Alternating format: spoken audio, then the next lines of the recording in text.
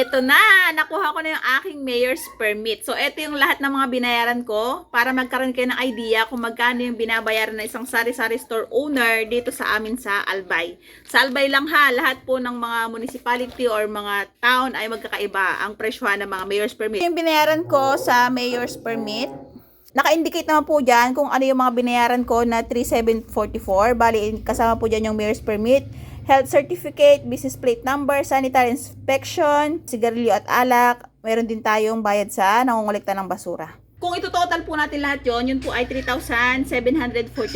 Pwera po dyan yung binayaran ko sa Bureau of Fire na 550 pesos at saka yung sedula. Opo, kailangan po ng sedula. Pero kasama na po yan dun sa one-stop shop na tinatawag na kapag po magre-renew tayo ng business permit natin ngayon until January 20, doon na po lahat. Bali, ang dadali mo lang po, DTI permit, barangay business clearance at saka yung ating permit nung last year. Tapos, the rest, doon na po gagawin sa munisipyo or doon na lahat makukuha. Kagaya po ng sa sanitary, sa sedula, doon na po lahat siya. So, yun po. Bali, ang pinaka-total ng binayaran ko is 3,744 plus po natin yung 550 sa Bureau of Fire at saka yung 106 pesos para sa sedula.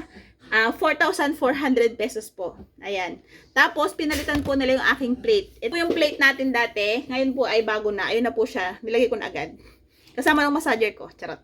So, yun lang. Sa lahat ng mga nag-aabang kung magkano daw yung ginastos ko sa pag-renew ko ng aking business permit. Ayun po. 4,400 pesos po. Bumaba po siya kasi dati last year parang nasa around 5,000 ata. Ngayon 4,400 na lang.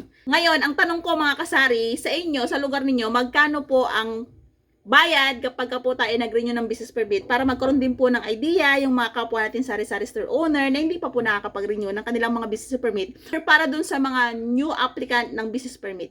Go!